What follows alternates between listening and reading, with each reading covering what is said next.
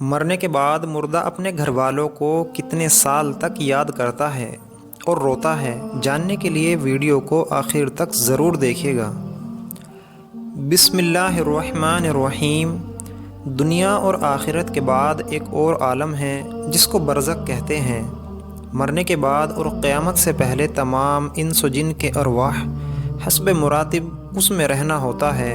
اور وہ کہیں بھی ہو جسم کے ساتھ اس کا تعلق رہتا ہے۔ قبر پر آنے والے کو پہچانتی ہیں، اور یہ کہنا کہ فلاں کی روح فلاں کے اندر چلی گئی یا اس نے دوبارہ جنم لیا، یہ عقیدہ قرآن و حدیث کے خلاف ہے۔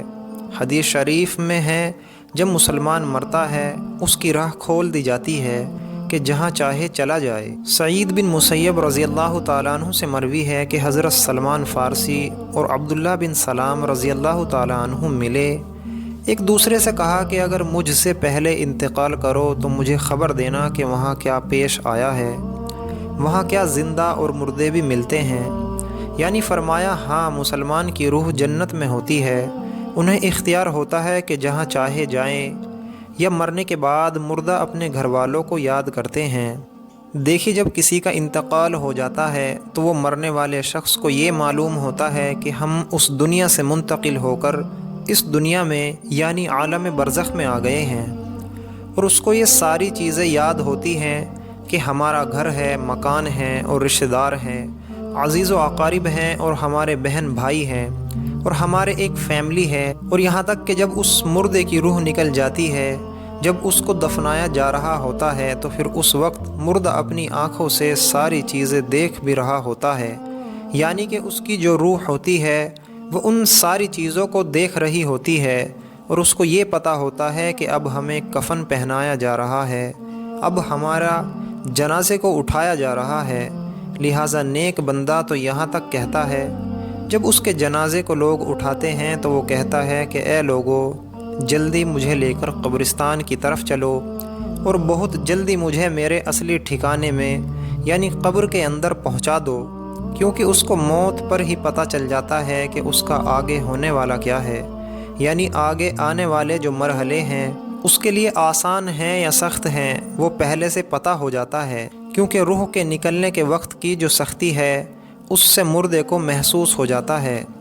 تو مومن بندہ کہتا ہے، مجھے جلدی لے کر چلو اور مجھے قبر کے اندر اتار دو، مجھے میرے اصلی ٹھکانے تک پہنچا دو،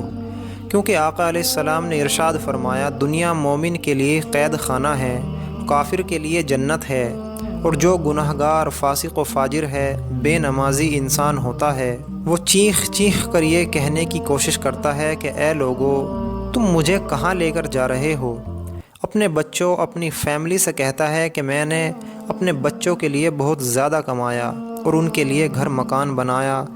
اور اب تم ہمیں ہمارے گھر سے نکال کر اندھیری قبر کوٹھڑی کے اندر کہاں ڈالے جا رہے ہو؟ اسے بہت گھبراہٹ ہو رہی ہوتی ہے، وہ اپنی زبان حال سے کہنے کی کوشش کرتا ہے کہ اے لوگو، مجھے مت لے کر جاؤ۔ بہرحال اس کو جب قبر کے اندر رکھ دیا جاتا ہے تو اس کو یہ بھی پتہ ہوتا ہے کہ اب ہم قبر کے اندر ہیں، اور ہماری فیملی ہماری پچھلی دنیا میں جس میں ہم پہلے تھے وہاں ہماری فیملی ہے اور ہمارے رشتہ دار موجود ہیں۔ یہاں تک کہ جب کوئی انسان اپنے کسی مردے کی قبر پر جاتا ہے تو وہ مردہ قبر پر آنے والے کو پہچان لیتا ہے کہ یہ ہمارا فلاں شخص ہے۔ اگر باپ قبر کے اندر ہوتا ہے تو وہ پہچان لیتا ہے کہ ہماری قبر پہ آیا ہوا ہمارا بیٹا ہے، ہمارا بھائی ہے، ہمارا رشتہ دار ہے۔ لیکن اگر وہ اپنے گناہوں کی وجہ سے سزائیں بھگت رہا ہوتا ہے تو پھر وہ پہچان کر بھی اس کی طرف کوئی توجہ نہیں دیتا۔ جب آپ قبر پر جاتے ہیں تو کیا کہتے ہیں کہ السلام علیکم یا اہل القبور، اے قبر والو، تم پر سلامتی ہو۔ اس سے مراد وہ فرشتے ہیں جو قبر کے اندر ہیں، اور وہ مردہ جو قبر کے اندر ہے اس کو یہ چیز پتہ ہوتی ہے، وہ پھر وہاں سے یاد بھی کر رہا ہوتا ہے اپنے گھر والوں کو۔ جب وہ یاد کرتا ہے، اور آقا علیہ الصلاۃ والسلام نے فرمایا، بخاری کی حدیث ہے کہ جب کوئی شخص اپنے کسی مرحوم کے لیے، مردے کے لیے ایصال ثواب کرتا ہے، تو جب اس کے لیے وہ تحفہ بنا کر اس کو پیش کیا جاتا ہے تو وہ بڑا خوش ہوتا ہے، اس کو اس وقت ایسی خوشی ملتی ہے، اس سے پہلے ایسی خوشی اسے کبھی نہیں ملی ہوتی۔ جب کوئی بندہ کسی کے لیے ایصال ثواب کرتا ہے جو اس وقت اس کو خوشی ملتی ہے تو وہ بہت زیادہ خوش ہوتا ہے۔ تو بہرحال وہ اپنے گھر والوں کو یاد کرتا ہے۔ جو گناہگار بندہ ہوتا ہے اسے دنیا بہت یاد آتی ہے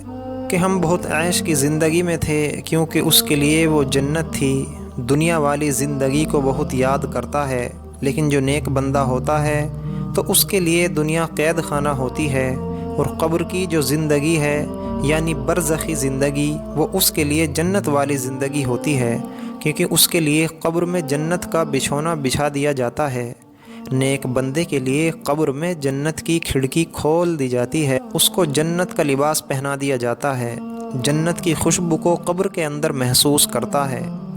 وہ نیک انسان جو نیک مردہ ہوتا ہے وہ بڑی راحتوں میں ہوتا ہے،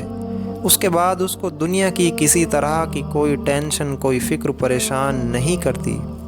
اپنی زندگی میں ہوتا ہے جس میں اس کا اصل ٹھکانہ ہے تو وہ اسی میں خوش رہتا ہے۔ اور کچھ نیک لوگ ایسے ہوتے ہیں جب ان کا انتقال ہوتا ہے تو ان کو ایسے سلا دیا جاتا ہے جیسے نئی نویلی دلہن ہوتی ہے۔ بہرحال جو نیک بندہ ہے وہ بڑی عیش و آرام کی زندگی بسر کر رہا ہوتا ہے اور اسے دنیا کی کسی طرح کی کوئی فکر نہیں ہوتی۔ اور جو گناہگار بندہ ہوتا ہے اس کو یہ دنیا بھی بہت یاد آتی ہے اور وہ قبر کی سختیوں سے بہت پریشان ہوتا ہے۔ بہرحال جو اصل چیز ہے وہ عمل ہے، عمل پر یہ ساری چیزیں مبنی ہیں۔ اگر انسان کے عمل اچھے ہوں تو موت سے اچھا پیغام کوئی نہیں، اور اگر انسان کے عمل ہی خراب ہوں موت سے برا اس کے لیے پیغام کوئی نہیں۔ قرآن مجید میں اللہ تعالیٰ کا ارشاد ہے، تم اپنے رب سے گڑ گڑا کر اور آہستہ دونوں طریقے سے دعا کیا کرو، بے شک وہ حد سے بڑھنے والوں کو پسند نہیں کرتا۔